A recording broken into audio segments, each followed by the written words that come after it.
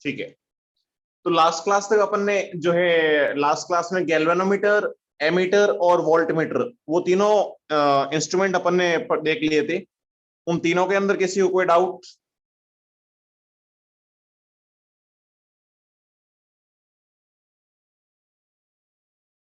उन तीनों के अंदर कोई doubt?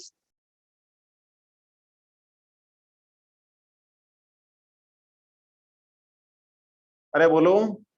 No sir. No sir. ठीक है, तो बोर्ड अभी क्लियर है ना सबको? Yes sir. ठीक है, तो स्टार्ट करते हैं अपन। नेक्स्ट अपना इंस्ट्रूमेंट है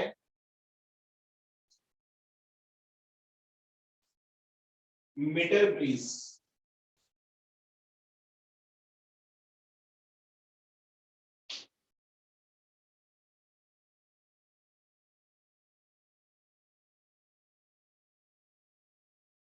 अच्छा, मीटर ब्रीज का यूज अपन जो है वो अननोन रेजिस्टेंस सॉल्व करने के लिए करते हैं।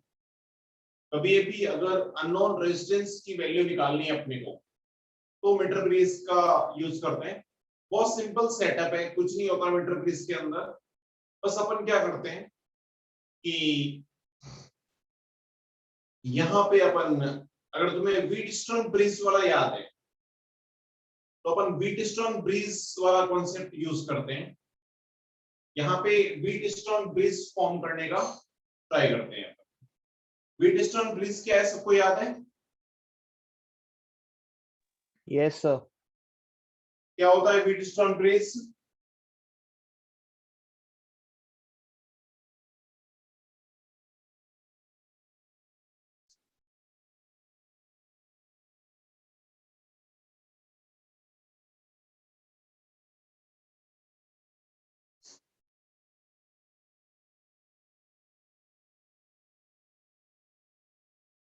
व्हीटस्टोन ब्रिज क्या होता है बताओ फटाफट।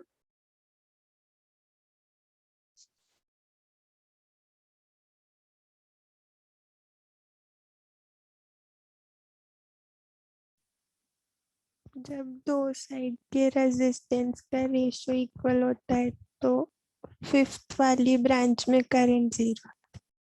Very good. कि रेजिस्टेंस को अपन इस टाइप से लगा दें कि जिस तरफ से करंट आ रही है वहां से करंट जो डिस्ट्रीब्यूट होती है उन दोनों ब्रांचेस का रेजिस्टेंस का रेशियो इक्वल होने की वजह से उनके बीच में अगर कहीं पे भी अगर कोई रेजिस्टेंस लगा दें या गैल्वेनोमीटर लगा दें या करंट मेजर करें तो वहां पे करंट बिल्कुल नहीं आती है, या करंट की वजह से गैल्वेनोमीटर के अंदर डिफ्लेक्शन जीरो आता है रेजिस्टेंस का रेशियो इक्वल होने की वजह से। इसी सेटअप को अपन व्हीटस्टोन ब्रिज बोलते हैं। तो यहाँ पे भी अपन कुछ वैसा ही सेटअप बनाने का ट्राई करते हैं। कैसे बनाते हैं देखो। जैसे एक रेजिस्टेंस अपन ने यहाँ पे लगा दिया, इसको मैं रेजिस्टेंस को कुछ आर बोल लेता हूं। एक रेजिस्टेंस मैंने यहां पे लगा दिया, इसको एस बोल देता हूं मैं।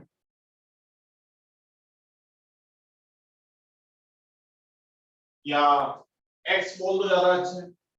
एक्स बोल दो ताकि अपने को अननोन का समझ में आ जाए। ये रेजिस्टेंस आर है और ये एक्स।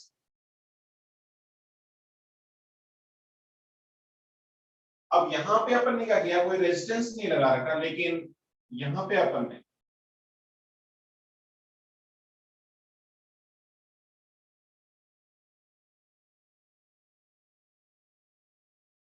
कोई मेटालिक वायर यूज किया है।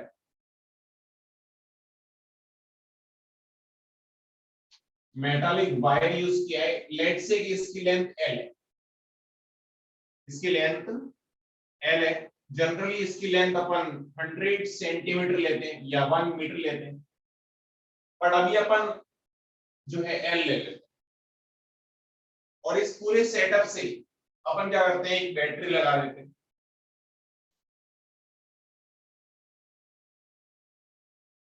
अब यहां से अपन एक गैल्वेनोमीटर लगाते हैं और गैल्वेनोमीटर की अपन की से कनेक्ट कर देते हैं, यानी गैल्वेनोमीटर को फ्लैक्चुएट करते हैं। ये जो की है, यहां पे बीच में मैंने गैल्वेनोमीटर लगा रखा है और इस की से कभी मैं इस की को यहां पे टच करवाता हूं, कभी यहां पे टच करवाता हूं, कभी यहां पे टच करवाता हूं, ऐसे अलग अलग जगह पे टच करवा रहा हूं। उसको टच करवाने का रीजन क्या है, या स्विच अलग अलग जगह पे टच करने का रीजन क्या है कि ये जो वायर है, वायर की लेंथ अगर एल है तो इस पूरे वायर का रेजिस्टेंस पता है मेरे को, पूरे वायर का रेजिस्टेंस अपने को पता है।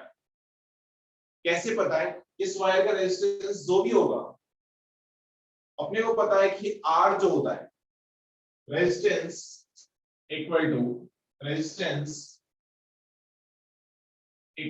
रो एल अपॉन ए होता है। क्या ये फॉर्मूला सबको पता है? Yes, sir. Rho L upon A. L क्या होता है? लेंथ। ए क्या होता है? एरिया। रो क्या है? रेजिस्टिविटी। तो इस वायर की रेजिस्टिविटी और एरिया तो सेम है। अब अपन क्या करते हैं कि मैंने जैसे यहां पे टच कर दिया तो ये रेजिस्टेंस अलग हो गया, ये रेजिस्टेंस अलग हो गया, यानी दो टाइप के रेजिस्टेंस अपन ने सीरीज के अंदर ज्वाइन कर ली और दो रेजिस्टेंस यहाँ पे कनेक्टेड है। तो इसको अपन वहां पे टच करवाते हैं, जब इस टाइप से टच करवाते हैं जिससे इस गैल्वेनोमीटर के अंदर करंट Ig जीरो आ जाए। और जब गैल्वेनोमीटर के अंदर करंट जीरो आएगी, अपने को पता है वो पॉइंट बैलेंसिंग पॉइंट होगा।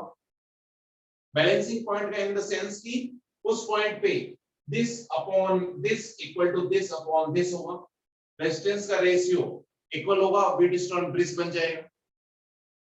इसका रेजिस्टेंस कैसे निकालोगे? लेट्स से, अच्छा ये R जो रेजिस्टेंस है, R अपने लिए नोन रेजिस्टेंस है। एक रेजिस्टेंस नोन लगाते हैं और X जो है वो अननोन रेजिस्टेंस है, जिसको अपन सॉल्व करना चाहते हैं। अननोन रेजिस्टेंस है, R जो है वो नोन रेजिस्टेंस है और X जो है वो अननोन रेजिस्टेंस। सपोज यहां से कुछ X डिस्टेंस पे ये बैलेंसिंग पॉइंट आ गया। ये पॉइंट, इसको मैं कुछ P बोल देता हूं। P is what? P is balancing point.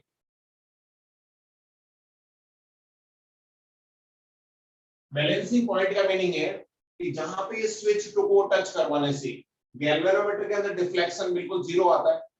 मतलब अच्छा ये x है तो ये L माइनस एक्स हो जाएगा, ठीक है।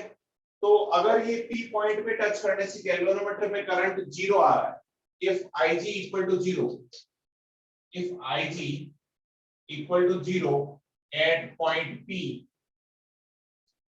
then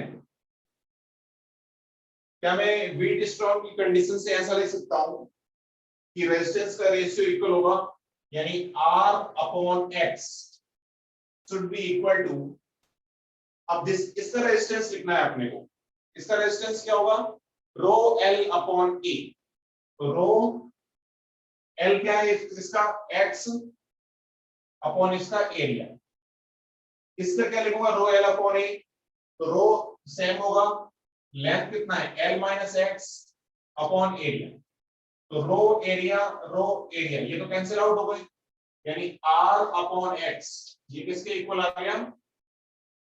X upon L minus x. X क्या है? Balancing point. तो आगे से अपने को डायरेक्टली ध्यान रखना है कि this resistance upon this resistance equal to this length upon this length. Directly अपन इक्वेट कर सकते हैं कि रेजिस्टेंस लेंथ के डायरेक्टली प्रोपोर्शनल है और यहाँ पे रेशियो को इक्वल कर रहे हैं। तो देखो प्रैक्टिकली जब मैंने इस की को यहाँ पे टच करवाया तो टोटल लेंथ मेरे को पता थी और ये भी लेंथ मेरे को पता है। तो दिस लेंथ पता है अपने को, दिस लेंथ भी अपने को पता है। ये रेजिस्टेंस अपने लिए नोन है, तो अननोन रेजिस्टेंस की वैल्यू यहाँ से निकल जाएगी अपने पास कि जो है x की वैल्यू कितनी होगी? R upon X equal to X upon L minus X. क्या इस टाइप से तुम x फाइंड आउट कर सकते? अच्छा अपन ने इसको भी x मान लिया और इसको भी x मान लिया, तो कंफ्यूजन से बचने के लिए अपन मान लेते हैं इसको कुछ क्यू मान लो, क्या कुछ ही मान लो, इसको मैं क्यू मान लेता हूं, चलेगा?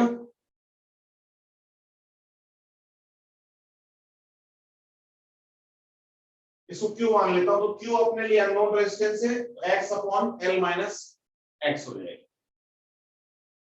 तो आर अपने लिए नोन है, क्यू अपने लिए अननोन है, यहां से क्यू सॉल्व करना है अपने को। और प्रैक्टिकली अगर यहाँ पे टच करने से गैल्वेनोमीटर में डिफ्लेक्शन जीरो आ रहा है, यानी करंट जीरो आ रहा है, तो रेजिस्टेंस का रेशियो इक्वल होना चाहिए। तो ये लेंथ भी अपने को पता है, ये लेंथ भी अपने को पता है। तो क्या तुम मेरे को सोच के बताओ, क्या तुम इस तरीके से अननोन रेजिस्टेंस क्यू की वैल्यू निकाल सकते हो क्या? Yes, sir. इसमें मीटर ब्रेस के अंदर किसी को कोई डाउट कि क्या अननोन रेजिस्टेंस की वैल्यू कैसे निकालते होंगे?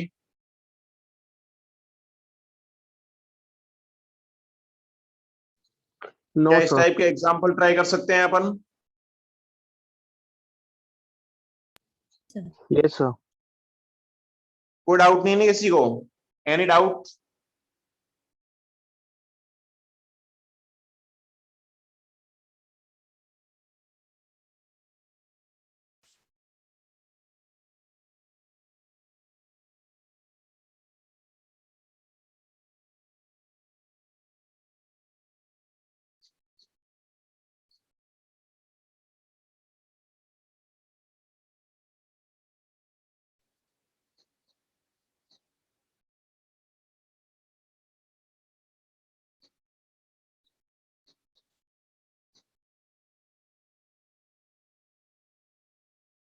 क्या ये बात समझ में आ रही है? इसमें कोई डाउट नहीं है?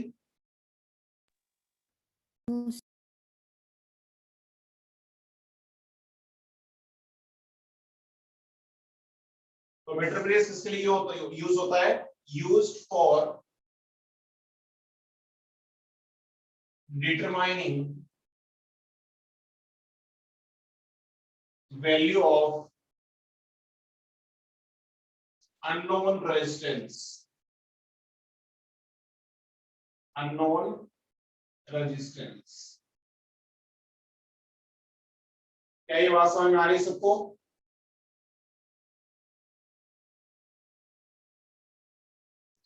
Yes, sir. क्या अपन इस पे बेस्ड अभी एग्जांपल ट्राई कर सकते हैं?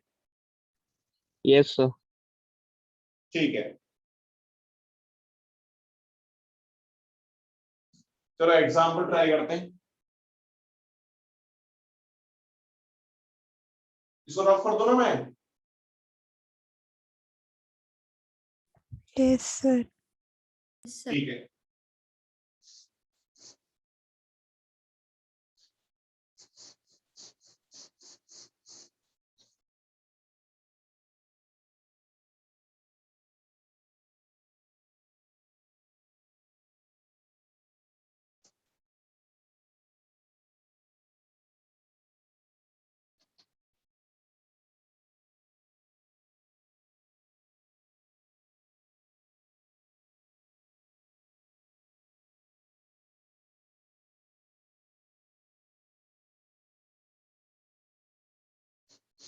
अच्छा प्रैक्टिकली जैसे मैंने बताया, अगर अपने को इस वायर की टोटल लेंथ गिवन है तब तो वो यूज करनी है।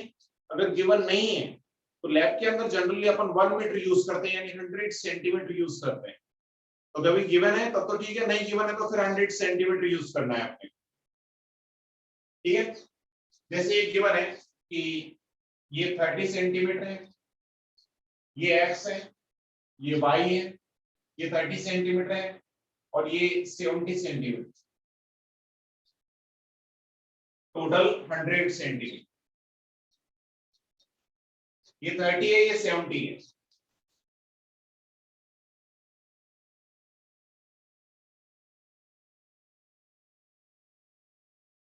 And x and y both are unknown resistance, दोनों unknown resistance है। तो अपने को ये डायग्राम अगर नहीं गिवन है तो अपने को इस टाइप से गिवन होगा कि balancing point P is 30 centimetre away from x resistance और पॉइंट ए, कुछ ये बोल सकता है कि balancing point is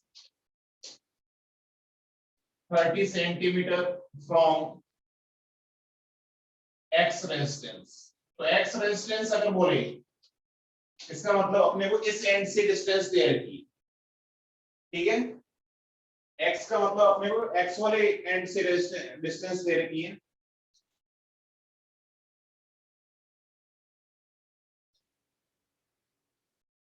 And if we connect 12 ohm resistance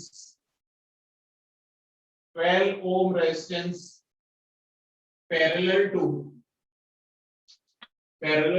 Y, then balancing point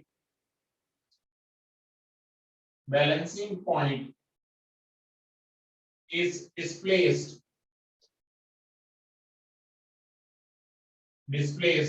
by 12 centimetre. x and y कितना होगा ये अपने को सॉल्व करना है। क्वेश्चन ये है सिंपल सा कि स्टार्टिंग के अंदर ये दोनों अननोन रेजिस्टेंस है, अपन ने ये दोनों रेजिस्टेंस लगाए, तो बैलेंसिंग पॉइंट यहां से 30 सेंटीमीटर पे था।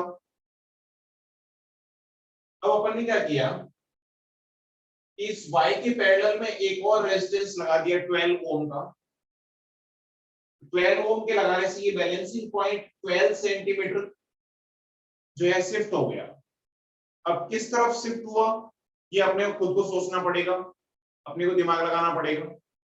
लेकिन 12 सेंटीमीटर 12 ओम लगाने से 12 ohm resistance then parallel to Y, then balancing point is displaced by 12 centimetre. 12 नहीं, ये ज्यादा अच्छा है, कैलकुलेशन आसान हो जाएगी। 10 कर दो, 10 सेंटीमीटर 10 सेंटीमीटर से डिस्प्लेस हो गया। तो अपने को पता करना है कि x एंड y कितना होगा। x एंड y की वैल्यू सॉल्व करनी है। क्वेश्चन समझ में आ रहा है सबको? Yes, sir. सॉल्व करो जल्दी फटाफट, 1 मिनट का टाइम है तुम्हारे पास।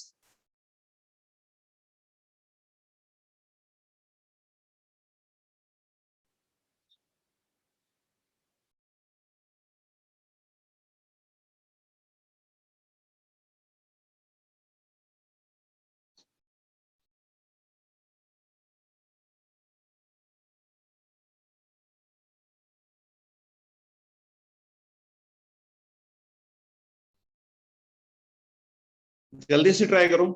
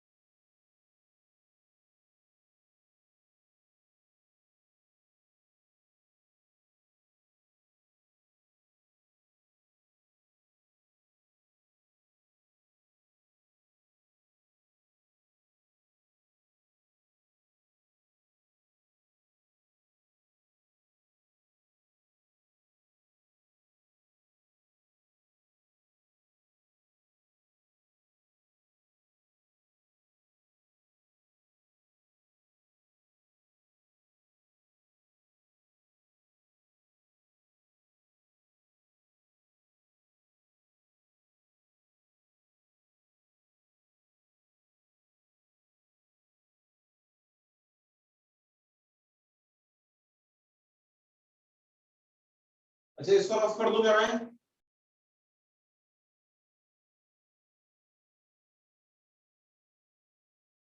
इसको रफ कर दूं?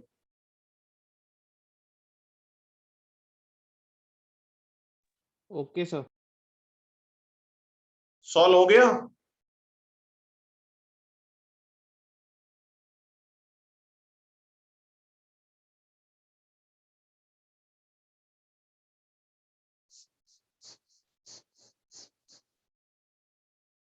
किसी ने सॉल्व किया?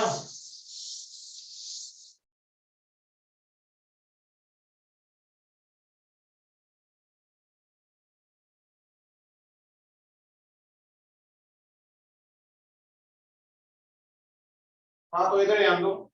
सबसे पहले जो जो कंडीशन अपने गिवन है वो लगा लेते हैं। अगर यहाँ पे ये बैलेंसिंग पॉइंट है तो गैल्वेनोमीटर में डिफ्लेक्शन 0 आएगा, यानी दोनों रेजिस्टेंस का रेशियो इक्वल कर दो, और यहाँ पे रेजिस्टेंस का रेशियो लेंथ के रेशियो में इक्वल कर देंगे, यानी initially x upon y equal to 30 upon 70 हो जाएगा, यानी 3/7 हो जाएगा। क्या इस फर्स्ट इक्वेशन के अंदर किसी को doubt? x upon y equal to 3/7,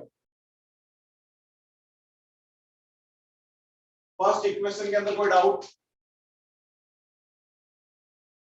no ठीक है। Second time when 12 ohm is connected, अपन ने y के पैरेलल के अंदर 12 ओम लगा दी।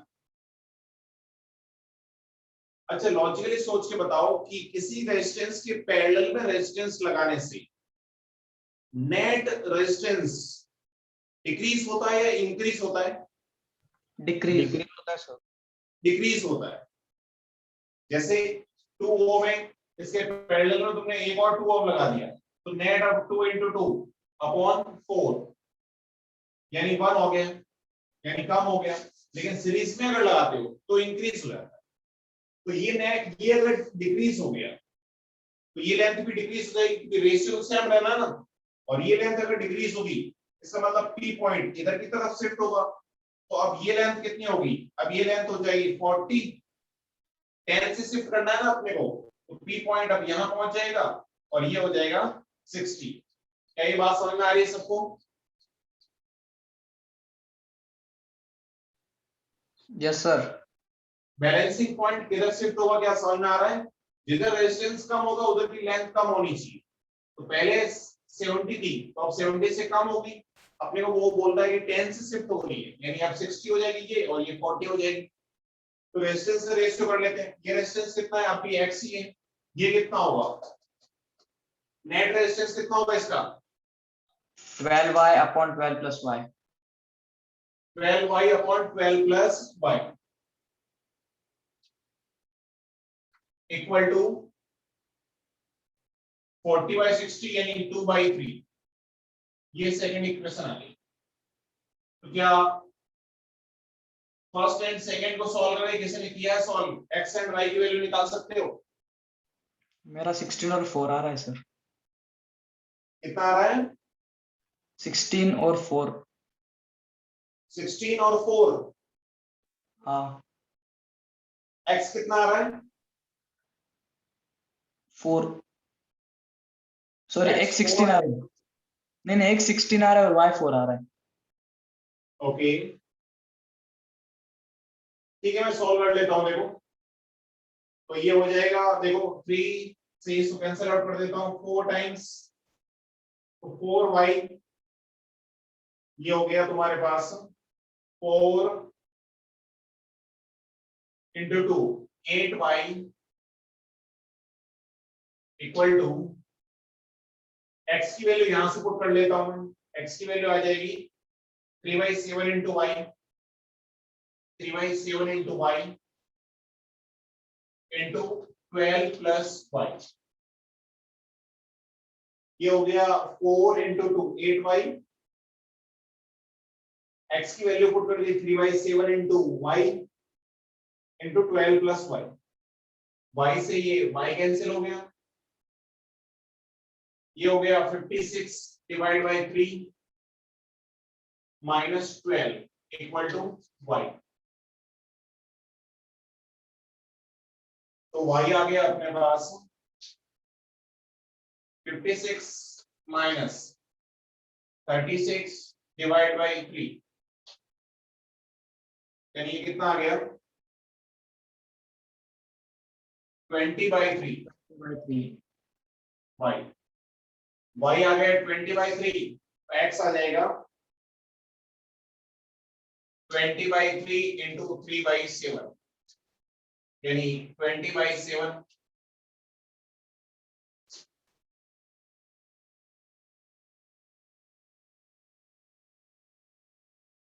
एक तो 20/3 ओम आएगा, एक 20/7 आएगा, कैलकुलेशन तुमने गलत करी है या मैंने गलत करी? यही आ रहा है मैंने सर। इक्वेशन सॉल्व किया बराबर, लेकिन आंसर गलत। जो मैंने सॉल्व किया ये गलत है क्या? नहीं नहीं, सही है नहीं सर। सर, आपका करेक्ट है। हाँ, तो कैलकुलेशन सही किया करो, कैलकुलेशन गलत मत किया करो। तो एक एक्स की वैल्यू तो आ गई अपने पास 20/7 एंड वाई की वैल्यू आ गई 20/3। तो इस क्वेश्चन के अंदर कोई डाउट है किसी को? No sir. किसी को डाउट नहीं, राइट? तो एक और एग्जांपल ट्राई करें ऐसा। Yes sir. ठीक है, इसको रफ कर दो मैं।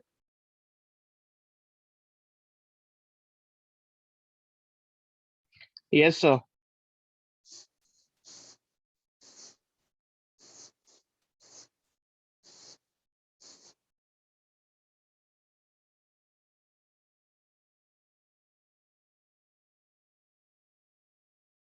तो इस बार भी कुछ ऐसा ही है कि ये 2 ओम है, ये रेजिस्टेंस R है, और अपने गिवन है कि R is greater than 2 ohm, but R unknown है।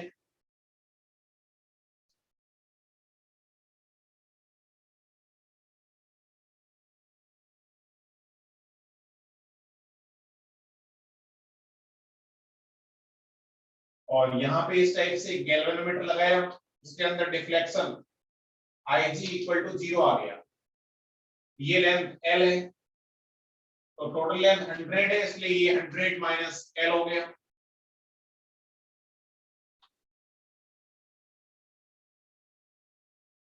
तो ऐसे कुछ सेटअप अपने आप गिवन है।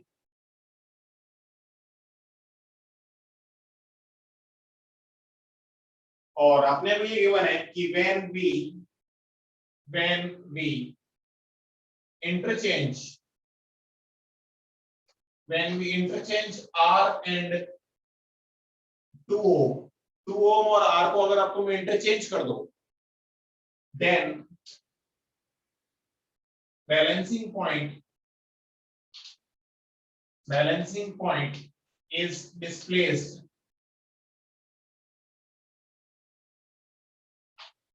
by 20 centimetre. देन R कितना होगा ये सॉल्व करना है। R की वैल्यू सॉल्व करनी है।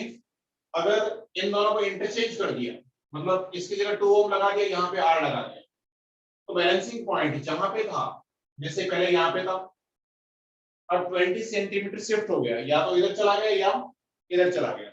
और अपने कंडीशन गिवन है कि R ग्रेटर देन 2 है, यानी ये बड़ा रेजिस्टेंस है, ये छोटा रेजिस्टेंस। तो R की वैल्यू सॉल्व करनी है। ये भी सब लोगों से हो जाना चाहिए, जल्दी ट्राई करो। 14/3। 14/3, ओके। बाकी लोग भी ट्राई करो।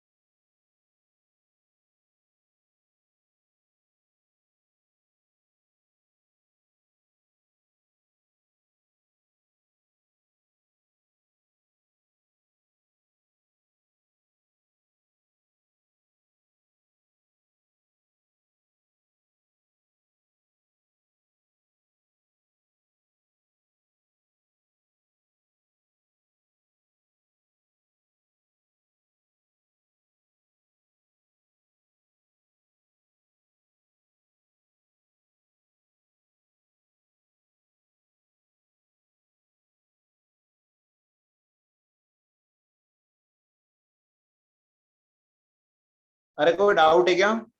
सॉल्व किया किसी ने?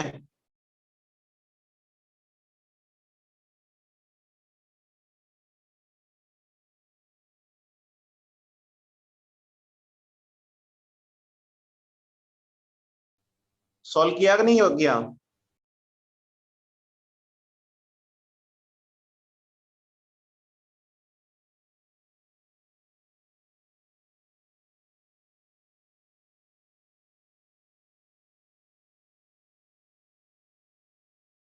तो मैं ट्राई करूं क्या?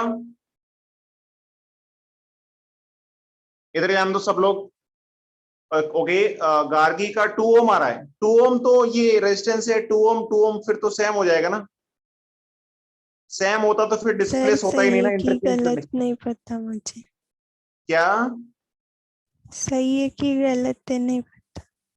ओके, देखो इधर देखो, कैलकुलेशन मिस्टेक करी होगी तुमने। इधर ध्यान दो। सबसे पहले अपने को नहीं पता पी पॉइंट कहां पे है, कितने डिस्टेंस पे है।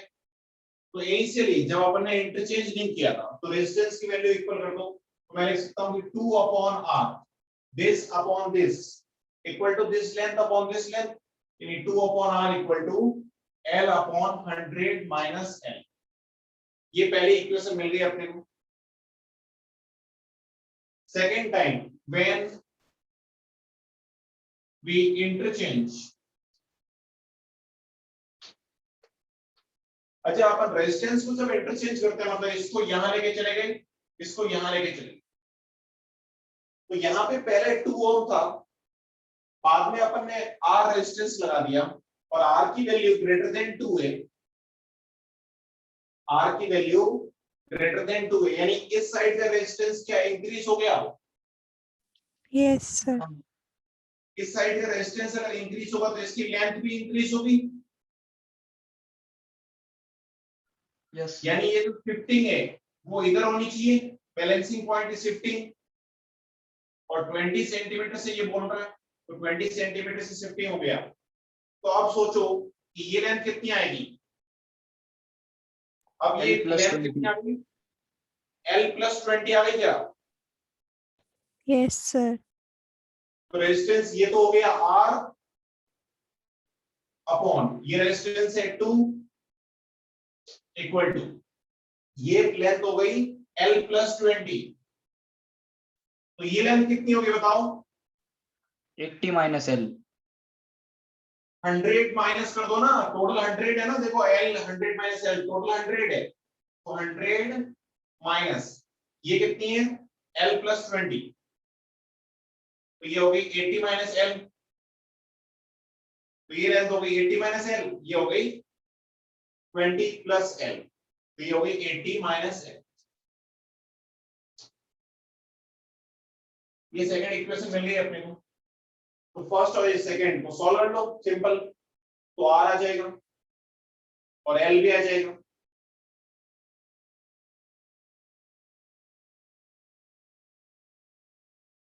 ठीक है, सॉल्व कर दोगे या मैं करूं? तो ऐसा कर लेता हूं, ये 2 अपॉन R है, ये R अपॉन 2 है, तो दोनों को मल्टीप्लाई कर देता हूं मैं, लेफ्ट हैंड साइड को और राइट हैंड साइड को। कर सकता हूं ना ऐसे? हाँ सर। तो मैं मल्टीप्लाई कर देता हूं by 1 and 2, by 1 and 2 we can write as, इसको इससे मल्टीप्लाई करो तो 2 upon R, R upon 2 cancel out हो गया, यानी 1 आ गया, equal to L upon 100 minus L multiplied by, ये हो जाएगा L+20 अपॉन 80 माइनस L। तो किसी भी एक टर्म को इधर भेज देता हूं मैं,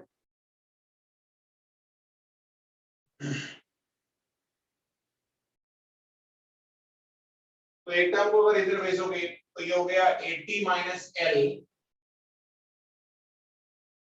80 minus L upon L+20 equal to L upon 100 minus L। ये इक्वेशन आ गई, यहां से L निकालना है अपने को। तो वैसे तो देखने से पता चल रहा है कि L इक्वल टू 40 होना चाहिए, कैसे? जैसे यहाँ पे 40 पुट करोगे, ये ऊपर आ गया 40, यहाँ पे आ गया 60, 40/60 आ गया। यहाँ पे भी तो 40/60 आ रहा है, L को 40 पुट करने से, 40/100 - 40 60। इसका मतलब L इक्वल टू 40 सेंटीमीटर इसको सेटिस्फाई करेगा। यानी लेंथ, तो ये लेंथ, इनिशियल लेंथ 40 सेंटीमीटर होना चाहिए, और इनिशियल लेंथ अगर 40 पुट करोगे तो 4/6 R की वैल्यू भी निकाल सकते हो, कितनी आएगी? 2/R इक्वल टू 2/3, यानी R की वैल्यू कितनी आ गई? 3 ओम। R की वैल्यू आ गई अपने पास 3 ओम, यानी ये इनिशियल लेंथ जो बैलेंसिंग पॉइंट है वो तो होनी चाहिए 40 सेंटीमीटर, एंड इनिशियल ये R की जो अननोन रेजिस्टेंस है उसकी वैल्यू होनी चाहिए 3 ओम। बताओ ये समझ में आया या डाउट है? समझा सर। सब लोग समझ गए? हाँ सर। 40 सेंटीमीटर ही क्यों अज्यूम किया? कोई डाउट नहीं किसी को? Any doubt? सर हाँ बोलो। सर हमने लेंथ को 40 सेंटीमीटर ही क्यों अज्यूम किया? एक सेकंड, आवाज तुम्हारी बहुत कम आ रही है। हाँ बोलो, जोर से बोलो थोड़ा। सर मैं बोल रही हूँ कि लेंथ को 40 सेंटीमीटर ही क्यों अज्यूम किया? अरे एज्यूम थोड़ी किया है, सॉल्व करने से आ रहा है। एज्यूम नहीं किया है, मेरे को डायरेक्टली देखने से पता चल गया कि हाँ 40 आ रहा है। मतलब एज्यूम नहीं करना है आपने, सॉल्व करना है इसको। सॉल्व करोगे तो 40 आएगा, एज्यूम मतलब क्या? ये तो डायरेक्ट डायरेक्ट इक्वेशन थी, इसलिए मेरे को लग रहा था कि हाँ 40 से ये सेटिस्फाई कर रहा है तो आंसर 40 होना चाहिए। एज्यूम नहीं किया है मैंने, सॉल्व करके निकाला है। मेरे को इक्वेशन देख के ही ऐसे सपना आ गया कि हाँ 40 होना चाहिए। ऐसे तुम्हें भी अगर बहुत प्रैक्टिस करोगे ना तो तुम्हें भी सपने आने शुरू हो जाएंगे। सही है ना? अरे ऐसा कुछ नहीं है, बस सॉल्व करके ही निकाला है। ऐसे कंफ्यूज मत हुआ करो, मस्त रहा करो। ठीक है, चलो तो आगे बढ़े फिर अपन।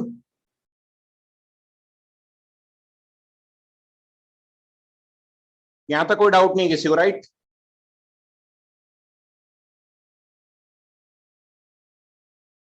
अरे ठीक है ना सब?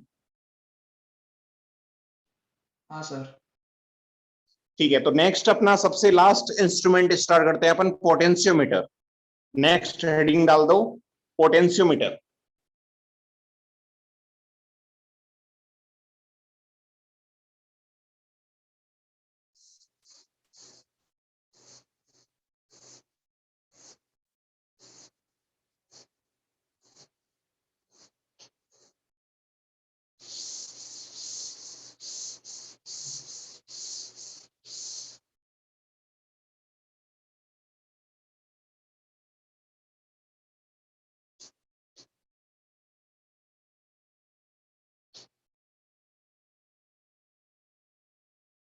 पोटेंशियोमीटर,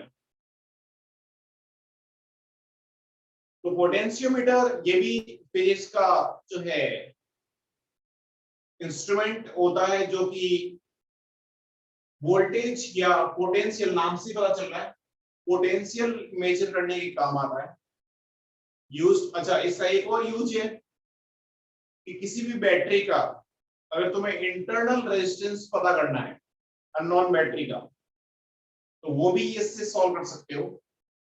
तो इंटरनल रेजिस्टेंस या पोटेंशियल दोनों अपन इससे सॉल्व कर सकते हैं। तो पोटेंशियोमीटर क्या होता है? यूज्ड फॉर मेजरमेंट ऑफ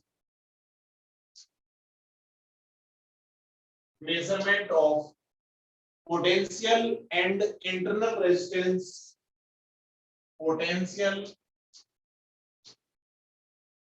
और internal resistance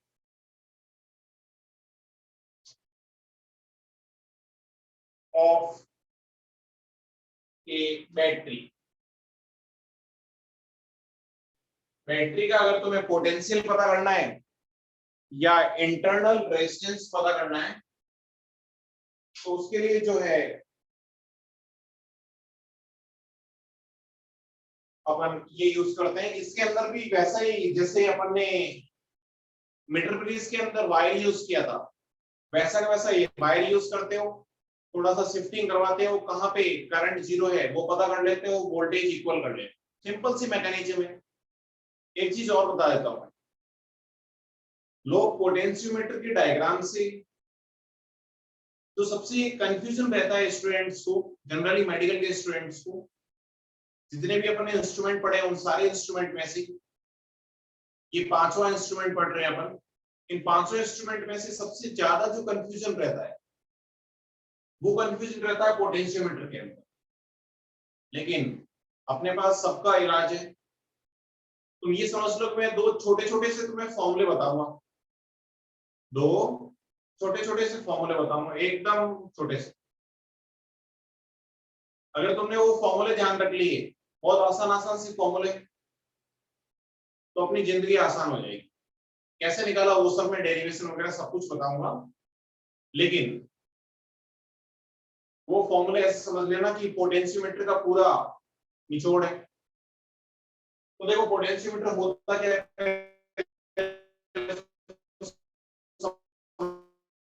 लेते हैं अपन कि जैसे ये कोई बैटरी लगा दी तुमने 20 वोल्टेज की। अच्छा ये सोर्स बैटरी है जिसका वोल्टेज अपने लिए नोन है। अपन जानते हैं कि कितने वोल्टेज की बैटरी है, ये अपने लिए नोन है, ठीक है। अब यहां पे क्या किया मैंने, एक रेजिस्टेंस लगाया, लेकिन रेजिस्टेंस वैसा ही लगाया अब जैसे वायर लगाते हैं अपन प्रैक्टिकल लैब के अंदर, वैसा ही लगाते हैं। सर ये लगाया। सर वीडियो पॉज हो गई। इसको मैं ए पॉइंट बोल लेता हूं, इसको। अच्छा तुम खुद अभी लॉजिकली सोच के बताओ सब कुछ तुम। हाँ बोलो। वीडियो ब्लर और आपका पॉज हो वीडियो गया। अटक रहा है बार बार। एक सेकंड।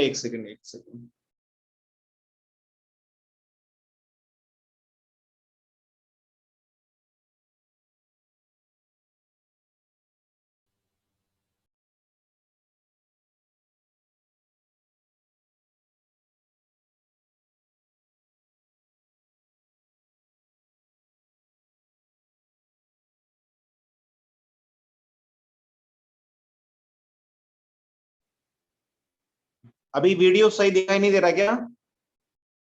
दिख रहा है सर, ब्लर अभी है ठीक सर, है? बीच में अटकता है। सर हाँ ब्लर अभी है। वापस से हटके तब बता देना मेरे को। अभी अटका हुआ है क्या?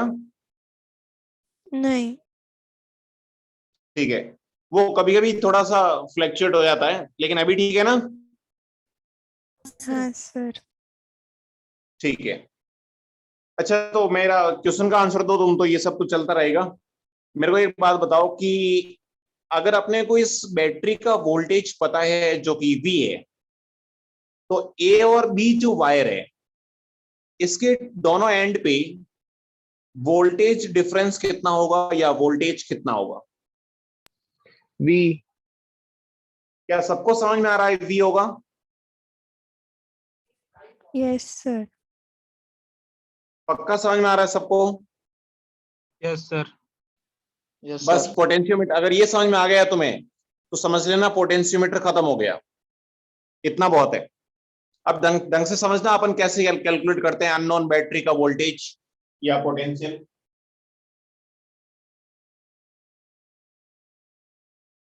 तो मैं ऐसा बोल लेता हूं कि इसके अक्रॉस जो वोल्टेज है वो V है, इसके अक्रॉस वोल्टेज V है, और इसकी लेंथ जो है वो लेंथ इसकी L है। लेंथ कितनी है? L है। अब मैंने क्या किया, इसके पैरेलल के अंदर यहां पे एक बैटरी लगाई जिसका EMF E है और इंटरनल रेजिस्टेंस R है। यही इसका इंटरनल रेजिस्टेंस है। EMF E है, या इसको बनाने की जरूरत नहीं, EMF E है, इंटरनल रेजिस्टेंस R है। अब यहां पे इसको मैं, यहां पे मैंने बीच में गैल्वेनोमीटर लगा दिया, इसको कभी यहां टच कर रहा हूं, कभी यहां टच कर रहा हूं, अलग अलग पॉइंट पे टच कर,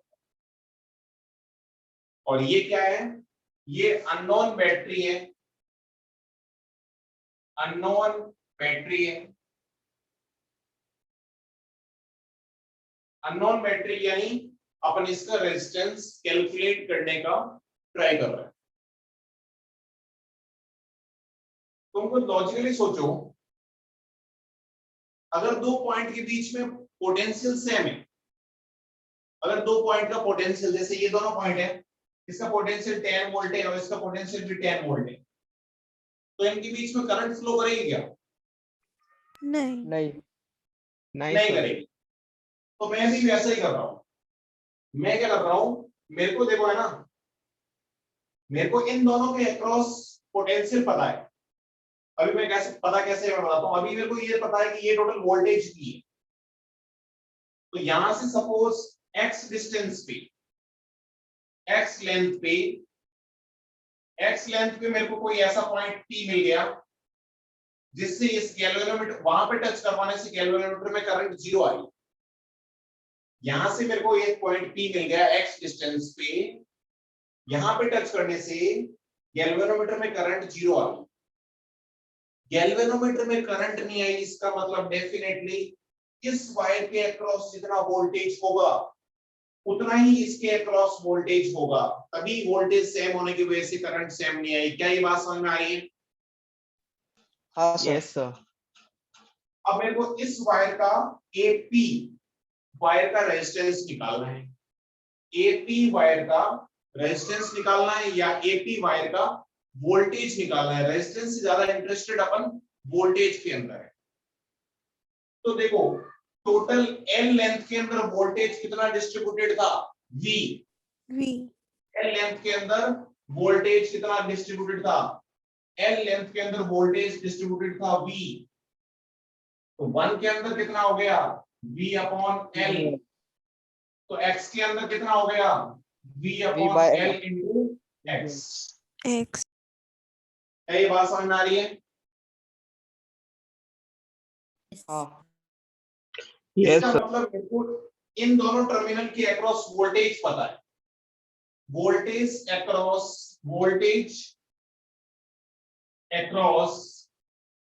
AP इसके अक्रॉस इतना वोल्टेज होना चाहिए equal to V by L into X। और इसके अक्रॉस वोल्टेज मेरे को फाइंड आउट करना है, इसके अक्रॉस वोल्टेज फाइंड आउट करना है। तो जब करंट 0 होगी तो क्या यही वोल्टेज इसके अक्रॉस होगा? Yes sir. Yes sir. आराम से सोच के बता दो फटाफट।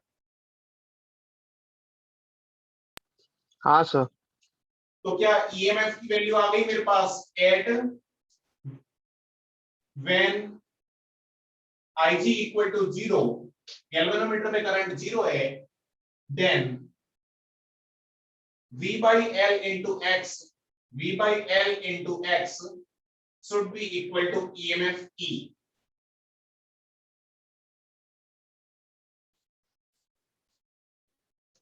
क्या ये बात समझ में आई? Yes sir. तो बस अननोन बैटरी का वोल्टेज निकल गया, सिंपल सी बात है, इतनी सी बात सर है। और एक बार बताओ ना। क्या हुआ? और एक बार बताओ ना।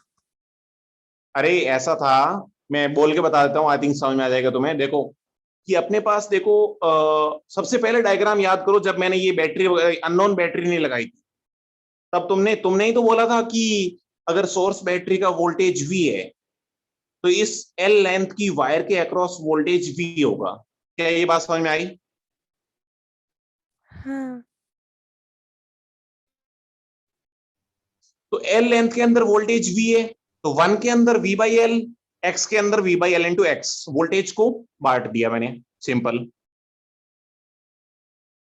ठीक है, अब देखो Yes. अब मैंने क्या किया कि पैरेलल के अंदर एक बैटरी लगाई, अननोन बैटरी, और उस बैटरी का एक एंड तो A पॉइंट से जोड़ दिया, दूसरा एंड को मैंने अलग अलग जगह पे वायर से टच करवाया।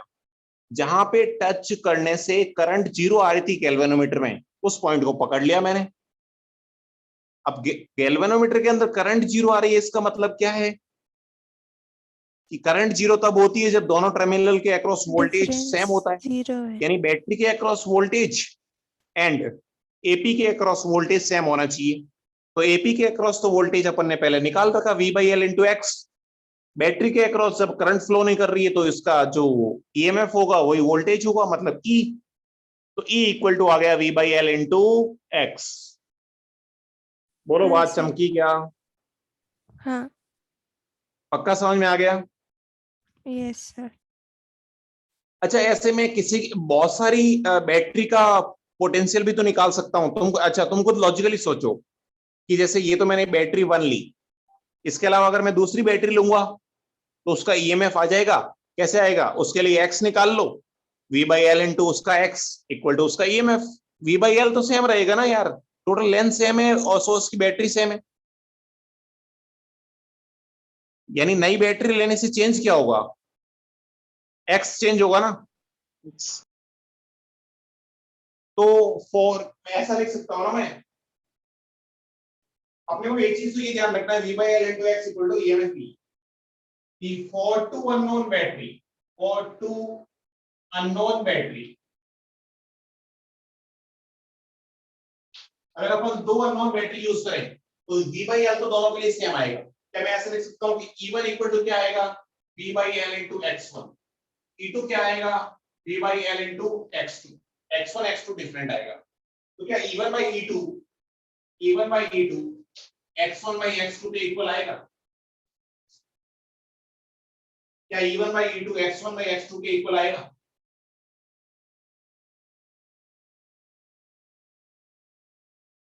जल्दी बताओ। Yes sir. Yes, sir. तो एक चीज तो जो मैंने बताया ना, तो मैं दो चीजें मैं याद करने को बोलूंगा कि E1 by E2 x1 by x2 ये ध्यान रखो, या फिर ये ध्यान नहीं रखना है तो ये ध्यान रखो। दोनों में से कोई एक ध्यान रखो कि V by L into X equal to EMF. इस तरीके से तुम किसी भी बैटरी का इंटरनल रेजिस्टेंस निकाल सकते हो, इंटरनल सॉरी उसका पोटेंशियल निकाल सकते हो। इंटरनल रेजिस्टेंस तो अभी निकालना सीखा नहीं है अपन ने, पोटेंशियल निकाल सकते। सर कोई डाउट? सर हाँ बोलो। हम वोल्टमीटर से भी पोटेंशियली फाइंड करते हैं ना, हाँ, वोल्टमीटर से भी पोटेंशियल फाइंड करते हैं। तो इसकी क्या जरूरत है? एक सेकंड, गैल्वेनोमीटर से भी करंट फाइंड करते हैं, एमीटर से भी करंट फाइंड करते हैं। लेकिन एमीटर और गैल्वेनोमीटर में क्या डिफरेंस होता है कि गैल्वेनोमीटर छोटी करंट मापता है और गैल्वेनोमीटर छोटी करंट मापता है और एमीटर बड़ी करंट मेजर करता है, यानी हाई लेवल की करंट मेजर करने के लिए एमीटर यूज करते हैं। ऐसे कैसे वोल्टमीटर भी पोटेंशियल नापता है, पोटेंशियोमीटर भी पोटेंशियल नापता है। तो पोटेंशियोमीटर और वोल्टमीटर के अंदर डिफरेंस कौन बता सकता है क्या होता है?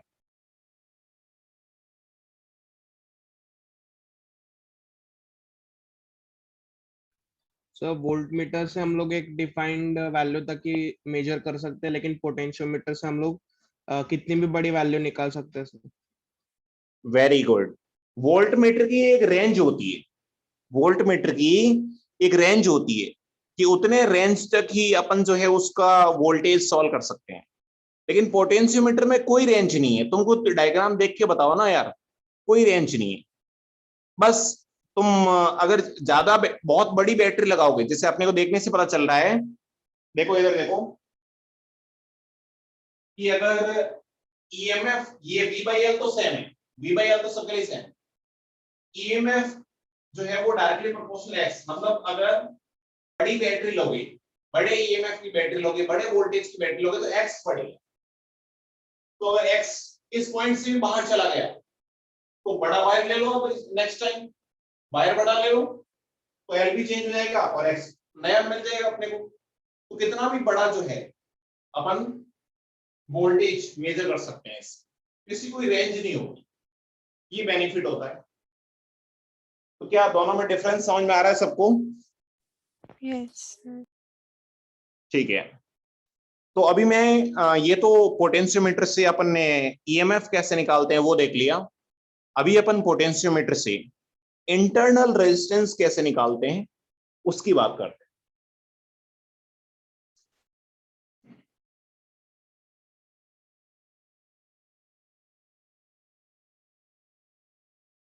अच्छा, उससे पहले, आगे बढ़ने से पहले, कभी कभी क्या होता है, वो कंफ्यूज करता है weber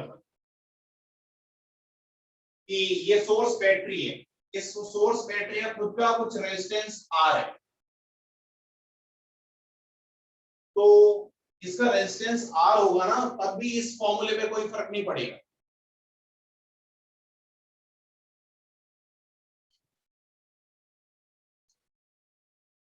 formula is same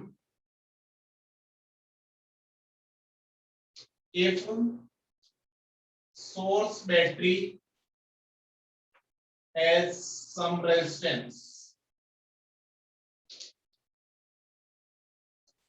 source battery के पास कुछ रेजिस्टेंस भी होगा, तब भी इस फॉर्मूले पे कोई फर्क नहीं पड़ेगा। इस पे पड़ेगा नहीं पड़ेगा? पड़ेगा सोर्स सर। बैटरी इस पे पड़ेगा, क्योंकि सोर्स बैटरी के पास कुछ इंटरनल रेजिस्टेंस होगा, तो उसका एक्चुअल वोल्टेज फिर भी नहीं होगा, V minus I into R हो जाएगा, लेकिन वो रेशियो तो सेम आएगा, रेशियो तो यही आएगा। इसलिए मैंने ये फॉर्मूला तुम्हें बता दिया, ये फॉर्मूला अपनी हर जगह हेल्प करेगा। कितनी बड़ी मुसीबत में फंसे हुए हो, ये फॉर्मूला हेल्प करेगा। इस फॉर्मूले के ब्रैकेट में ये लिख देना,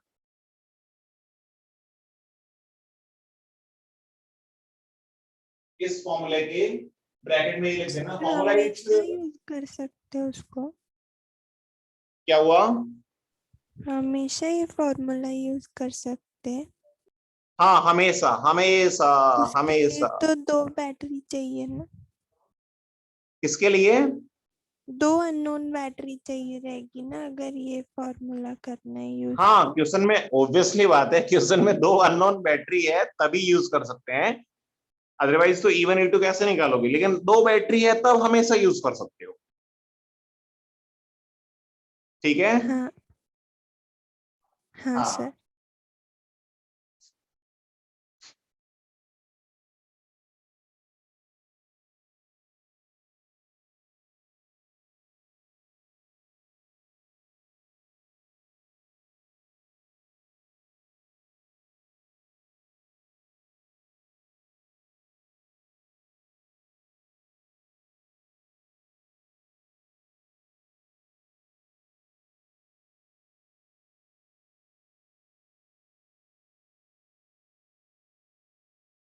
इसको रफ कर दूंगा मैं,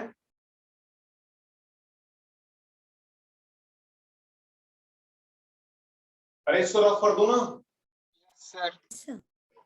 यस सर। तो अब अपन इंटरनल रेजिस्टेंस निकालते हैं पोटेंशियोमीटर से।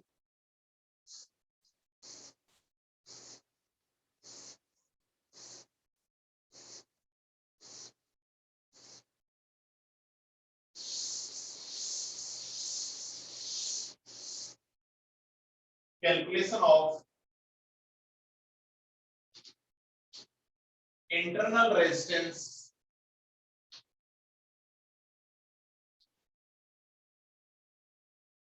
From potentiometer. पोटेंशियोमीटर से इंटरनल रेजिस्टेंस कैसे निकालोगे ये देखते हैं।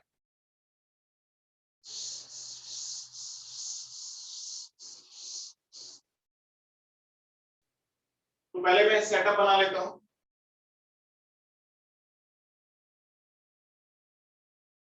तो पहले सेटअप तो वो तो सेम ही है कि V वोल्टेज की बैटरी लगा दी, कोई वायर लगा दिया,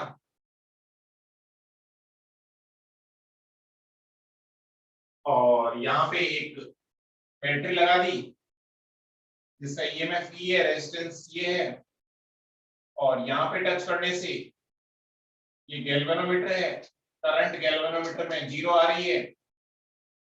तो इस केस में मेरे को पता है ये अगर V है, ये लेंथ अगर L है, और ये अगर X है, तो मेरे को पता है कि EMF जो आता है अगर इसके अंदर करंट 0 है कि V/L इंटू x आता है। ये फर्स्ट इक्वेशन जो लास्ट में अभी अपन ने पोटेंशियोमीटर के लिए सॉल्व की थी, कि पोटेंशियल निकालने के लिए v by L into x equal to EMF E। इसको मैं लेंथ x1 बोल रहा हूं क्योंकि एक लेंथ और सॉल्व करेंगे अपन, इसको लेंथ x1 बोल रहा हूं। x1 क्या है कि without resistance, without connecting resistance, value of EMF। अब सेकंड टाइम क्या किया मैंने, इसी सेटअप को वापस से बनाया। ये B वोल्टेज की बैटरी, ये L लेंथ का वायर,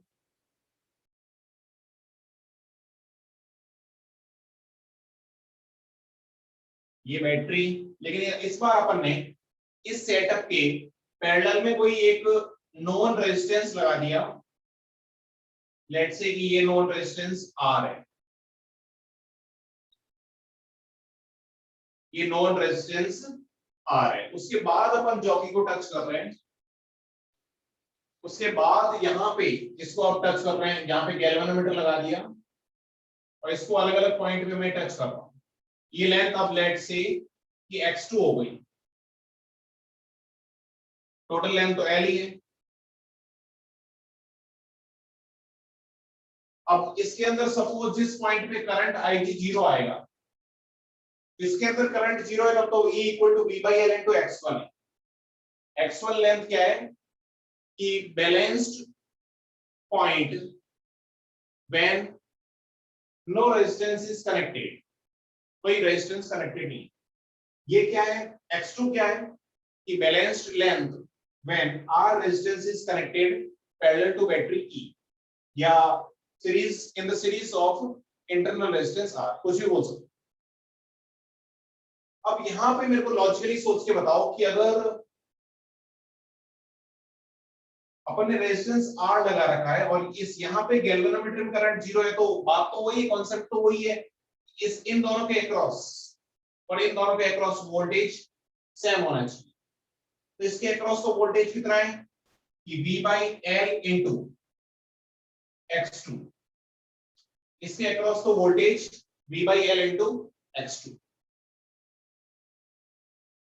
लेकिन इसके अक्रॉस अब मेरे को बताओ वोल्टेज कितना होगा। जैसे ही रेजिस्टेंस R लगाया, इसके अक्रॉस वोल्टेज कितना होगा? E minus IR। E minus I into R हो जाएगा। हाँ। आराम से सोच के बताओ सब लोग। E माइनस IR होगा।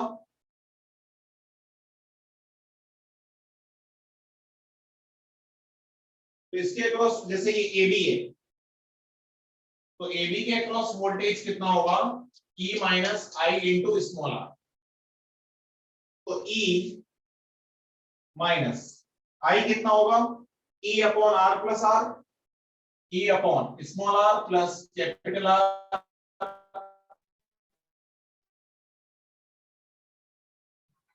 Into small r। ये आ गई इक्वेशन नंबर 2। तो आराम से सोच के बता दो मेरे को, जो ये दोनों इक्वेशन निकाली है अपने पास, इन दोनों इक्वेशन में किसी के कोई डाउट है क्या? तो x1 x2 को डिफाइन कर लेता हूं मैं। x1 क्या है? Balanced length when no resistance was connected, no resistance was connected। x2 क्या है? Balanced length when R resistance was connected, R resistance connected। क्या इन दोनों इक्वेशन के अंदर किसी को कोई डाउट है क्या? दोनों इक्वेशन के अंदर किसी को कोई डाउट है क्या? No sir. No sir. तो दोनों इक्वेशन के अंदर अगर किसी को डाउट नहीं है, दोनों इक्वेशन को अगर सॉल्व करोगे, मैं ऐसे लिख लेता हूं कि इसको इक्वेशन नंबर 2 बोल लेता हूं। बाई 1 and 2, बाई 1 and 2 दोनों को सॉल्व करने से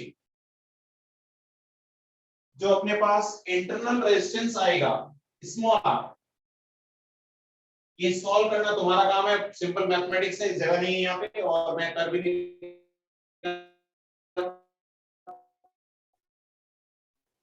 स्मॉल आर की जो वैल्यू आती है वो आती है x1 upon x2, x1 upon x2। x1 x2 ध्यान रखना क्या क्या है, x1 balanced length when no resistance was connected, x2 balanced length when r resistance is connected.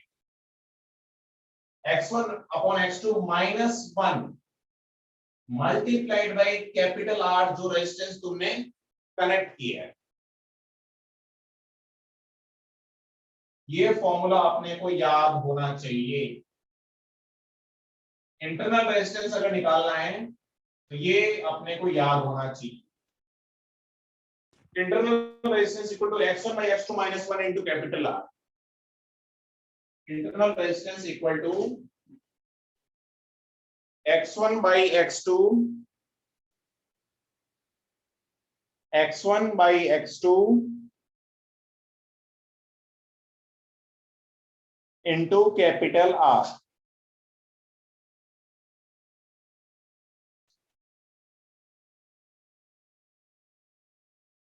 क्या ये बात समझ में आई सबको? सर हाँ बोलो। अगर सोर्स बैटरी की और अननोन बैटरी की पोलैरिटी चेंज कर दे तो अगर अपन सोर्स बैटरी और हमको उल्टा लगा है, मतलब एक को जैसा का वैसा दूसरे को बदल दिया। तो माइनस साइन आ जाएगा, करंट उल्टी फ्लो करने लग जाएगी। ऐसा अपन प्रैक्टिकली कभी नहीं करते क्योंकि अपने को तो सॉल्व करना है, बेमतलब फंसाना थोड़ी है। तो अगर उल्टा कर दोगे तो और कुछ चेंज नहीं आएगा कि जहां पे करंट जीरो होगा, करंट जीरो का मतलब पोटेंशियल तो सेम होना पड़ेगा, लेकिन उस केस में फिर साइन चेंज हो जाएगा। तो एक तरफ जीरो, जैसे अगर तुम इन दोनों का फेसिंग, अच्छा ये ई और वी का बात कर रहे हो क्या? हाँ सर। ई और वी का साइन चेंज कर दोगे तो फिर तो दिक्कत है, फिर तो बैलेंसिंग पॉइंट बहुत दूर चला जाएगा। तो क्योंकि एक तरफ तो वोल्टेज अगर वी है तो एक तरफ जीरो अगर आएगा तो दूसरी तरफ अपने को वी नहीं लाना पड़ेगा, अपने को माइनस वी लाना पड़ेगा, जो कि बहुत मुश्किल है। यानी बहुत कम, या तो लेंथ बहुत कम लानी पड़ेगी या लेंथ बहुत ज्यादा लानी पड़ेगी। इसलिए अपन टर्मिनल दोनों का सेम ही रखते हैं, वो ज्यादा कन्वीनियंट है अपने लिए। यस ठीक है, सर। हाँ तो और कोई डाउट हो तो बताओ। अच्छा अब है ना, आज तुम्हारा, अपन और पढ़ेंगे अभी, लेकिन आज तुम्हारा होमवर्क क्या रहेगा? इसके अंदर पोटेंशियोमीटर के अंदर मैं कोई क्वेश्चन नहीं करवा रहा हूं ज्यादा। आज तुम्हारा होमवर्क ये रहेगा कि जो तुम्हें लास्ट टाइम जब अपनी क्लास कैंसिल हुई थी उस टाइम असाइनमेंट दिए थे ना? हेलो? Yes sir. उस असाइनमेंट में से पोटेंशियोमीटर के क्वेश्चन ढूंढ ढूंढ के सारे क्वेश्चन सॉल्व कर लेना। कोई डाउट आए तो मेरे को व्हाट्सएप भेज देना, ठीक है? Okay sir. कर लोगे सब लोग? सब लोग सॉल्व कर ही लेना।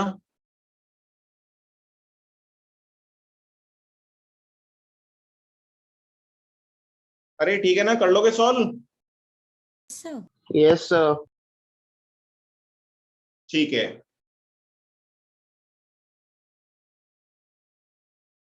तो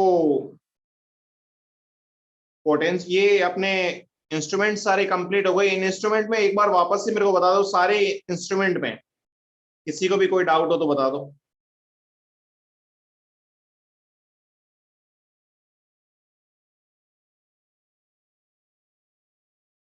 सारे इंस्ट्रूमेंट में किसी को कोई डाउट हो तो बता दो।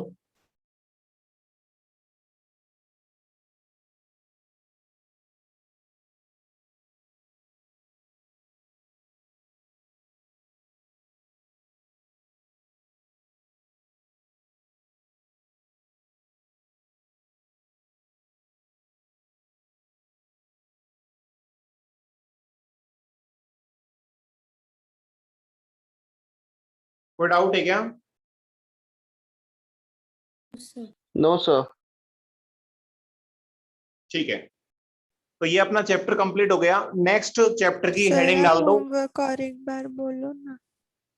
होमवर्क ये है, तुम बीच बीच में खो जाते हो क्या, कहाँ चले जाते हो? सर कॉल आया तो ऑडियो डिस्कनेक्ट हो गया। ओके, तो मैं ये बोल रहा था कि जो लास्ट क्लास अपनी जो हो नहीं पाई थी, कैंसिल हो गई थी, उस क्लास के अंदर जो असाइनमेंट दिया था ना तुम्हें, हाँ उस असाइनमेंट के अंदर अपन ने जब डिस्कशन किया था तब भी पोटेंशियोमीटर के क्वेश्चन अपन ने स्किप कर दिए थे, छोड़ दिए थे। Yes sir. अब वो पोटेंशियोमीटर के क्वेश्चन जहां कहीं भी मिले, ढूंढ ढूंढ के पूरे सॉल्व कर लेना, और जो डाउट आए मेरे को व्हाट्सएप कर देना, यस सर। ठीक है? चलेगा? हाँ सर। हाँ, तो अब नेक्स्ट हेडिंग डाल दो, कैपेसिटर। ये टॉपिक अपना कंप्लीट है, कैपेसिटर।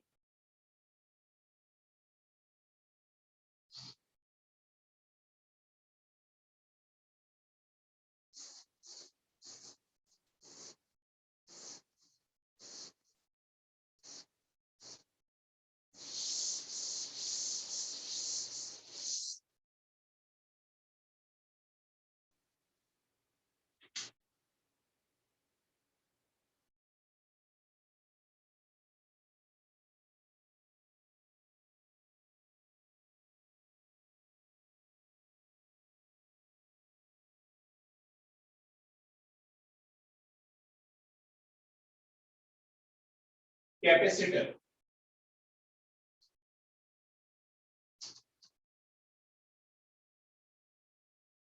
तो कैपेसिटर जो है इतना सा टॉपिक है, बहुत छोटा सा टॉपिक है, लेकिन क्वेश्चन आते हैं इससे।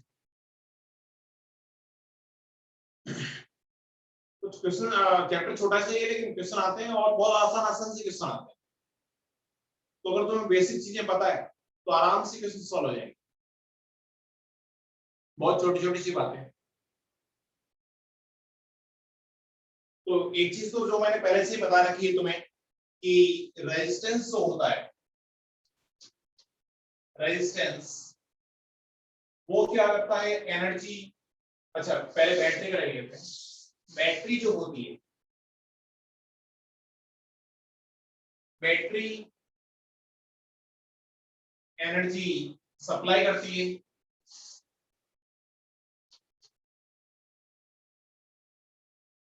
बैटरी का काम एनर्जी सप्लाई करना होता है। रेजिस्टेंस का काम एनर्जी वेस्ट करता है।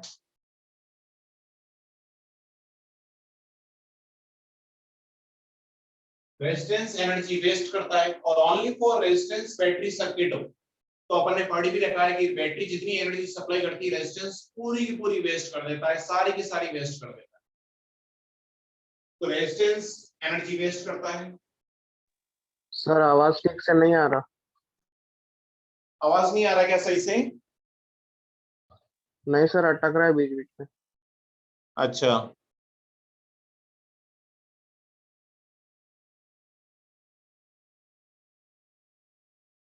एक सेकंड, अभी आ रही है सही से या नहीं आ रहा? ठीक है ठीक है ठीक, अभी आ रही है? हाँ सर। हेलो, आ रही है सर। ठीक है, दिखाई भी दे रहा है? Yes sir. तो बैटरी क्या करती है, एनर्जी सप्लाई करती है। रेजिस्टेंस एनर्जी वेस्ट करता है। और अपन ने पढ़ा था कि ओनली फॉर, अगर बैटरी रेजिस्टेंस सर्किट है तो बैटरी जितनी भी एनर्जी सप्लाई करता है, सारी की सारी एनर्जी को रेजिस्टेंस क्या करता है, वेस्ट कर देता है। Yes sir. अरे, पता है ना सबको? हाँ सर। हाँ सर। तो कैपेसिटर जो, ये नाम सुना है तुमने पहली बार? पहली बार मतलब अपन ने पहली बार नाम लिया, बाकी तुमने 12th के अंदर सुन ही रखा होगा। कैपेसिटर जो बैटरी एनर्जी सप्लाई करती है उसको स्टोर करने का काम करता है। कैपेसिटर ऐसा कोई इंस्ट्रूमेंट होता है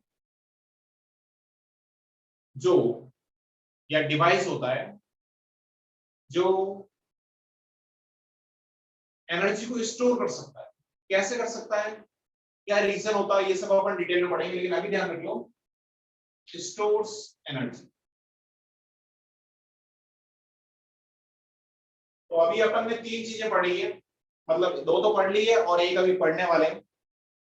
तो इन तीनों का वर्क डिफरेंट डिफरेंट होता है। कैपेसिटर जो है वो एनर्जी स्टोर करता है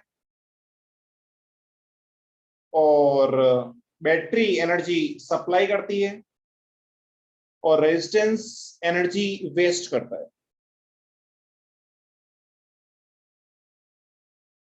ठीक है, तो कैपेसिटर की डेफिनेशन की बात करते हैं, उसके बाद आगे बढ़ते हैं धीरे धीरे, क्या होता है कैपेसिटर, क्या नहीं होता है।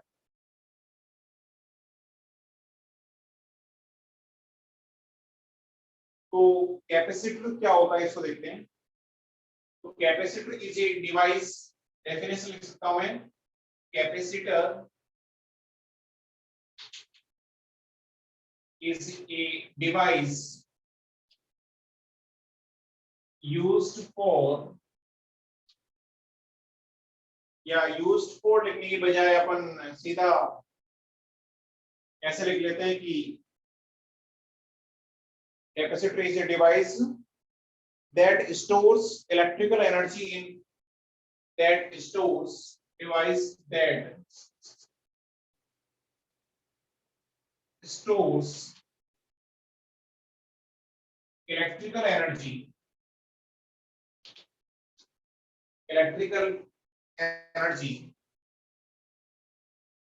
in electric field। तो इलेक्ट्रिक फील्ड के अंदर तुम्हें पता है कि बहुत सारी एनर्जी होती है। किसी को पता है कि इलेक्ट्रिक फील्ड के अंदर एनर्जी होती है? Yes sir. सबको पता है? नहीं पता।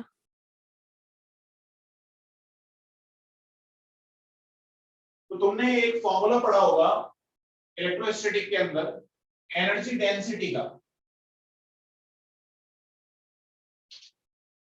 एनर्जी डेंसिटी ईडी,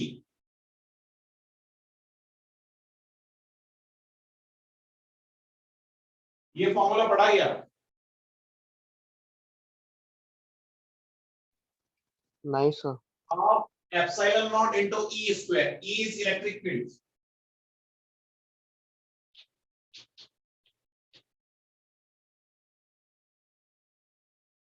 ये फॉर्मूला पढ़ा है नहीं पढ़ा है? अरे बोलो। पढ़ा है। पढ़ा है सर। सबने पढ़ा है, मैं ये एज्यूम कर रहा हूं। तो इस फॉर्मूले का मतलब ये है कि कहीं पे भी अगर इलेक्ट्रिक फील्ड ई है तो उस इलेक्ट्रिक फील्ड की वजह से एनर्जी डेंसिटी क्या होती है? एनर्जी पर वॉल्यूम। एनर्जी डेंसिटी क्या होता है? एनर्जी पर वॉल्यूम। यानी किसी भी वॉल्यूम के अंदर तुम्हें अगर एनर्जी निकालनी है, इलेक्ट्रिकल एनर्जी, तो एनर्जी पर वॉल्यूम जो होता है वो half epsilon not into E square होता है। मतलब अगर इलेक्ट्रिक फील्ड है वहां पे, तो इलेक्ट्रिक फील्ड को अगर half square into half epsilon से मल्टीप्लाई कर दूंगा तो मेरे पास एनर्जी डेंसिटी आ जाएगी। एनर्जी डेंसिटी मतलब यूनिट वॉल्यूम के अंदर कितनी एनर्जी स्टोर्ड है। तो जितने वॉल्यूम में मेरे को निकालनी है, वॉल्यूम से मल्टीप्लाई कर दोगे तो उस वॉल्यूम के अंदर तुम्हारे पास एनर्जी आ जाएगी। तो ये एनर्जी होती तो इतनी है, अपने को ये तो पता है इस फॉर्मूले से कि एनर्जी होती है, लेकिन कैपेसिटर ऐसा डिवाइस होता है जो उस इलेक्ट्रिक फील्ड वाली एनर्जी को स्टोर करके अपने पास रख सकता है। और उसने एक बार स्टोर कर लिया, अपने पास रख लिया, उसके बाद उसको दूसरी जगह लेके चले गए तो मतलब एनर्जी भी उसके साथ चली गई। तो ऐसे अपन इलेक्ट्रिक फील्ड से एनर्जी ले सकते हैं। तो इलेक्ट्रिक फील्ड से एनर्जी स्टोर करने का काम कैपेसिटर करता है। Capacitor is a device that stores electric energy in electric field. और कैपेसिटर कितनी एनर्जी स्टोर कर सकता है, क्योंकि हर किसी की कैपेसिटी तो होती है ना यार, ऐसे तो नहीं है जैसे 500 लीटर की अपने पास वाटर टैंक है, इसका मतलब ऑब्वियसली बात है उसके अंदर 500 लीटर ही पानी भर सकते हो, उससे ज्यादा भरोगे तो क्या होगा, ओवरफ्लो हो जाएगा। तो ऐसे कैपेसिटर की एक कैपेसिटी होती है। तो ये ऐसा नहीं है कि इनफाइनाइट लेवल की एनर्जी भी स्टोर कर सकता है, ये कुछ पर्टिकुलर लेवल की एनर्जी स्टोर कर सकता है, और जितने उसकी कैपेसिटी होती है उसको बोलते हैं कैपेसिटेंस। ठीक है, तो मैं ऐसे बोल सकता हूं कि effect of a capacitor, capacitor का जो इफेक्ट आता है, effect of a capacitor, effect of a capacitor, effect of a capacitor मतलब स्टोरिंग स्ट्रेंथ, स्टोरिंग स्ट्रेंथ, कि वो कितनी एनर्जी स्टोर कर सकता है, उस स्ट्रेंथ को अपन क्या बोलते हैं, इफेक्ट ऑफ ए कैपेसिटर, और storing strength is called capacitance. तो इस पूरे चैप्टर में एक्चुअली अपन कैपेसिटेंस की वैल्यू सॉल्व करने वाले हैं, जिसको अपन कैपेसिटेंस को C से डिनोट करेंगे, कैपेसिटेंस C। इस पूरे चैप्टर के अंदर अपन कैपेसिटेंस C की बात करने वाले हैं। कैपेसिटेंस क्या है, कि कितनी एनर्जी वो स्टोर कर सकता है, और कैपेसिटर क्या है, कैपेसिटर उस डिवाइस का नाम है जो एनर्जी स्टोर करता है, और उसकी जो स्टोरिंग स्ट्रेंथ होगी उसको अपन कैपेसिटेंस C बोलेंगे।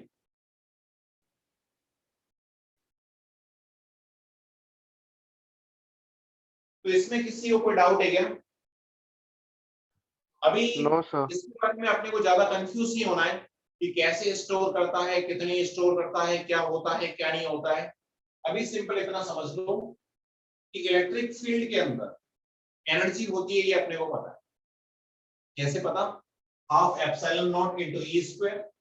इलेक्ट्रिक फील्ड है तो एनर्जी डेंसिटी आ गई, एनर्जी डेंसिटी मतलब एनर्जी पर यूनिट वॉल्यूम, तो वहां पे एनर्जी है। अगर वो एनर्जी स्टोर करवानी है तुम्हारे पास, तो जो डिवाइस यूज करते हैं वो डिवाइस कैसा होता है अपने को नहीं पता, तो वो डिवाइस कैपेसिटर बोलते हैं उसको। और कैपेसिटर की जो स्ट्रेंथ होती है, एनर्जी स्टोरिंग स्ट्रेंथ, उसको कैपेसिटेंस बोलते हैं। तो capacitance is what? Energy storing strength of capacitor.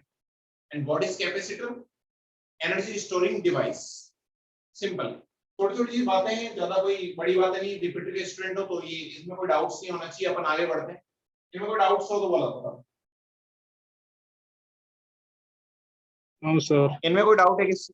कोई डाउट नहीं किसी को?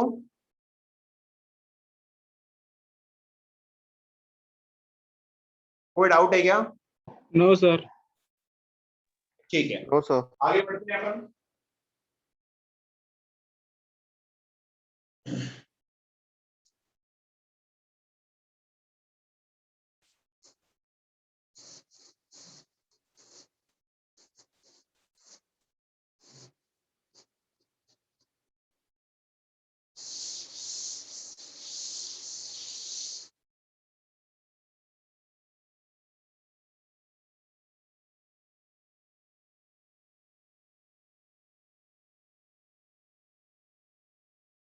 इधर ही हम लोग तो थोड़ा सा रफली में कैपेसिटर क्या होता है उसके बारे में पढ़ते हैं, बाकी उसके बाद अपन डिटेल में पढ़ेंगे। देखो,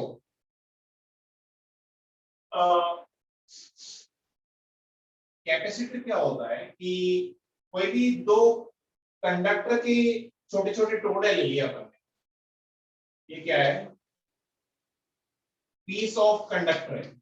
ये क्या है? Piece of conductor.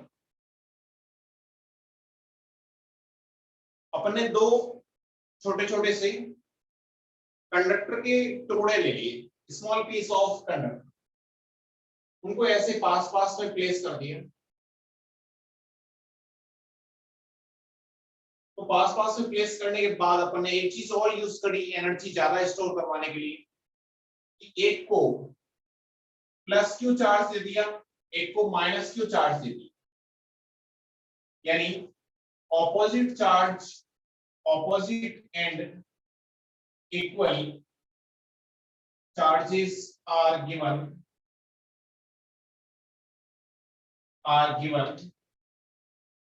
to both conductor. दोनों कंडक्टर को अपन ने इक्वल और ऑपोजिट चार्ज दे दिया। तो हमको लॉजिकली सोच के बताओ कि इस प्लस क्यू की वजह से यहाँ पे इलेक्ट्रिक फील्ड कितना होगा, इधर की तरफ होगा क्या प्लस से दूर की तरफ? Yes, sir. इस माइनस क्यू की वजह से भी इधर ही होगा क्या? हाँ सर। माइनस क्यू से अपनी तरफ बुलाने वाला ऐसे होगा, यानी दोनों के अपन ने ऑपोजिट, एक चीज समझ में आनी चाहिए, अपन ने ऑपोजिट चार्ज को दिया इलेक्ट्रिक फील्ड बढ़ाने के लिए, क्योंकि अगर मैं इसको भी प्लस क्यू दे देता तो इलेक्ट्रिक फील्ड इधर हो जाता, तो इलेक्ट्रिक फील्ड कम हो जाता। तो इलेक्ट्रिक फील्ड को कम नहीं करना था अपने को, इलेक्ट्रिक फील्ड को ज्यादा रखना था। क्यों रखना था अभी बताता हूं। एक और रीजन है, तुम कुछ लॉजिकली सोचो, इस प्लस क्यू की वजह से यहाँ पे इलेक्ट्रिक फील्ड इधर होगा, इस माइनस क्यू की वजह से यहाँ पे इलेक्ट्रिक फील्ड इधर होगा, और दोनों का चार्ज अपन ने सेम दिया है, तो sigma by 2 epsilon not, sigma by 2 epsilon not. क्या यहाँ पे इलेक्ट्रिक फील्ड जीरो होगा क्या?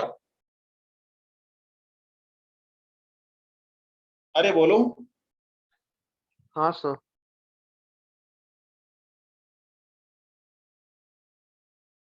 प्लेट्स के बाहर इलेक्ट्रिक फील्ड जीरो होगा क्या? Yes, sir. तो प्लेट के बाहर इलेक्ट्रिक फील्ड जीरो होगा, तो इसलिए भी अपन माइनस क्यू और प्लस क्यू देते हैं। माइनस क्यू और प्लस क्यू, यहाँ पे इलेक्ट्रिक फील्ड जीरो है, यहाँ पे इलेक्ट्रिक फील्ड बहुत ज्यादा है, कितना है वो भी अपन आगे निकाल लेंगे। तो अभी एक बात तो तुम्हें समझ में आ रही होगी, इलेक्ट्रिक फील्ड यहाँ पे ज्यादा रखा है अपन ने, तो ये यहाँ के इलेक्ट्रिक फील्ड ओनली फॉर बीच में है, तो एनर्जी भी जितनी भी स्टोर्ड होगी या जितनी भी इलेक्ट्रिक फील्ड की एनर्जी होगी वो सारी की सारी इन दोनों के बीच में होगी, तो कैपेसिटेंस ज्यादा आएगा। लेकिन एक चीज तो समझ में आ रहा होगा कि जितना मैं चार्ज ज्यादा दूंगा, जितना मैं चार्ज ज्यादा दूंगा, क्या उतना ही पोटेंशियल ज्यादा आएगा? इन दोनों प्लेट्स के बीच में एक प्लस है एक नेगेटिव है, तो जितना मैं चार्ज ज्यादा दूंगा तो इन दोनों प्लेट्स के बीच में पोटेंशियल उतना ही ज्यादा आएगा क्या? Yes, sir. डायरेक्शन तो अपने देख लेना है, दोनों को सेम इक्वल चार्ज दिया, तो क्यू की वैल्यू जितनी ज्यादा होगी क्या उतना ही V की वैल्यू ज्यादा होनी चाहिए, यानी Q given is directly proportional. Sir video pause हो गया।